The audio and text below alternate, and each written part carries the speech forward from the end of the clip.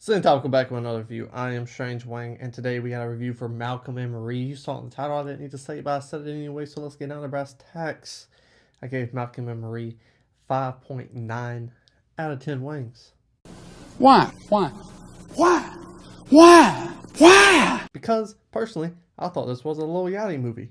I just want you for the night. That means one night, one watch experience.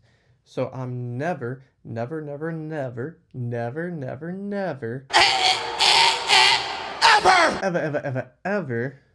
going to watch Malcolm and Marie, starring John David Washington, starring Zendaya, directed by Sam Levinson, ever again. Not saying it was a bad movie, not saying it was a good movie, just meh.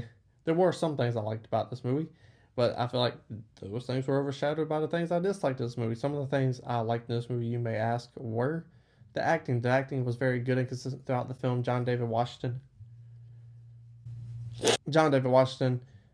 hasn't had a bad movie yet. If he did, I haven't seen it. This movie, no different. Very good in the movie, consistent throughout. Enjoyed his performance. It felt like I was watching a real person on screen. Zendaya, again. I use the clip, so I'm not going to use it again. However, same thing.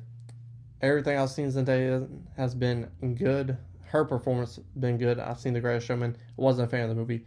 Her in the movie, she was good. Spider-Man movies, she was good. I'm glad in a film standpoint, because I didn't watch the HBO show that she's in. From a film standpoint, she's always been good. This film, no different role. She still knocked out the park, still killed it, still showed range in her performance, much like John David Washington did. Really enjoyed the performance from both of these, the only two people starring in the movie. Both of these characters, very good. Yay! Easily the best part of the movie, to me, were these two actors. So, for them, good job. Something I liked about the movie was that. Another thing I liked about this movie was that it was shot in black and white, letting the audience know what they're getting into. This isn't a film for everyone that has that artsiness to it, and you can see it in the dialogue, but the not prefix, that, I don't know if that's the right word or not, but we're going to go with it. To let you know beforehand that this film's artsy, it's in black and white. It is on Netflix. It is easy accessible. You got easy access to it, like mini skirts on a fucking third date. You know what I'm saying? Everyone can watch this movie. Everyone's not going to get this movie, though. Like the miniskirt on the third date. So, it's letting the audience know this is an art house film. It is not for everybody. And I like that. Because this film isn't for everybody. And it's not for a lot of people.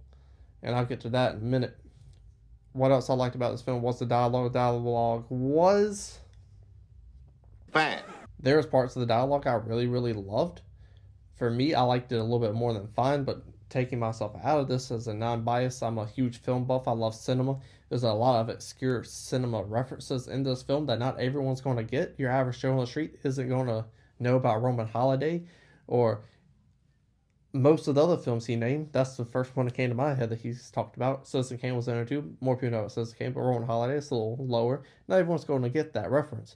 There's a lot of film references that are obscure that not everyone's going to get, but when I hear them, I pop for them like, oh, I'm glad to see that movie's getting some love because I love film. And this was made by a person who loved film. Clearly! No debating! For better or worse, this film's dialogue sparked relatability for me. Conversations I've had in relationships past, and it sparked those memories that I probably wouldn't have thought of if I wasn't watching this movie. And it did spark emotion. That's a film's job to spark emotion. But like most of the things I've said I liked about this movie, there's also that backside of a bunch of things where it's like, yeah, you did good, but you fucked it up. One thing I thought he fucked up was the music. I love the music in this film. It was a bit in your face, the songs of choice. However, I did enjoy the music throughout. I can get past that, but he made one big mistake, and that mistake is he didn't add Kanye West's Runaway on this film. You had a perfect opportunity to throughout, and you didn't. You missed it. And that's such a great song. Probably, that's hard. I don't know. We're not talking about Kanye West music. We're talking about Malcolm and Marie. So he definitely missed a chance to put that song in there. I thought that song's fantastic. It would have fit the film perfectly. And among all the other stuff that this film maybe thought of, that was one of the first songs I thought of among others. However, let's get to it. The stuff I didn't like in this movie. And what I didn't like in this movie was the story and the directing. And since they were both by Sam L. Jackson, he's the problem of this movie. And I think when you make a movie, and as passionate he is about film, as you can see in the dialogue, that this film was somewhat like his baby. And a parent's supposed to do right by the child. And sometimes you gotta look in the mirror and be like, man, I'm a shitty parent. Damn! He should have looked in the mirror and be like, damn, I'm a shitty parent. He should have got someone to help with the story of this film to make it more consistent, because it goes off the rails at times. He should have also got someone else to direct it, be a producer, co-direct it, do something else. Because there's some good directing, there's some great shots, there's some good directing in this film. Like, the example is John Day Washington's eating mac and cheese, and he's talking shit to Zendaya while he's eating mac and cheese, metaphorically digging a hole. That's the start of the film. He's digging himself a hole that he probably won't be able to get out of. Watch the movie, find out, see if he does or not. But I liked that. I thought that was creative. I thought that was funny. But a lot of things in this movie that was supposed to be serious came out comical. And I get what he's going with the film, and I appreciate that. It's clear to me as a viewer what he's trying to accomplish by making this film. However, he fails. As a director, as the story goes on, he fails. And it comes out a lot of times like a comedy. In the beginning of this film, I was watching this thing like Jerry Springer. Oh shit, oh no he didn't. Things like that. Like, oh, she said that. That's fucking low. He, talking with John Day Washington, he says something, I'm like, oh, he's fucked. Like, I was watching this like Jerry Springer when I don't think that's what you should have been going for. You should have been that awkward, like, person in the room when your friends are fighting, like, oh shit, I gotta find some way to leave. And you don't get that till halfway throughout the movie.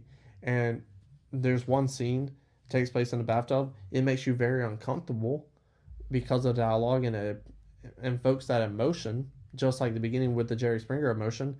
But when you accomplish a little bit of what you're going for, it doesn't make for a great movie, because you should have had been accomplishing that throughout the movie, which making me feel like I'm watching Jerry Springer isn't what you're going for. And it's very clear because the film you're making is a very clear, direct thing.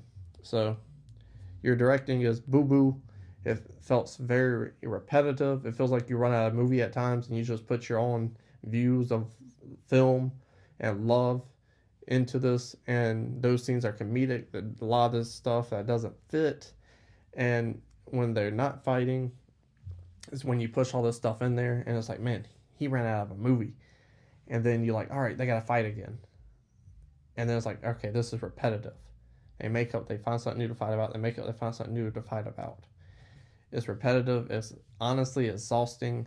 And because it's so repetitive, it makes it boring, which I'm sure that's not, as a filmmaker, that's not what you want to do to your audience. So those are the reasons I gave Malcolm and Marie 5.9 out of 10 wings. I enjoyed parts of it. The parts I didn't enjoy overshadowed the good parts of the movie for me personally, which is why I gave it the score that I did. I wish this movie would have been better. You can watch a trailer reaction in the corner if you want to. I don't know why you would. The film's already out. But I wanted this to be a good movie. I thought this was going to be one of the best movies of 2021. Clearly, it isn't. It's very divisive, especially on Rotten Tomatoes. It's going up and down, back and forth, from rotten to not rotten to rotten to not rotten. But I think it's barely a rotten movie, and it could have been better. That's just me telling me what you thought about this film down in the comment section below. Scroll back up, hit the like button, share the video, and subscribe.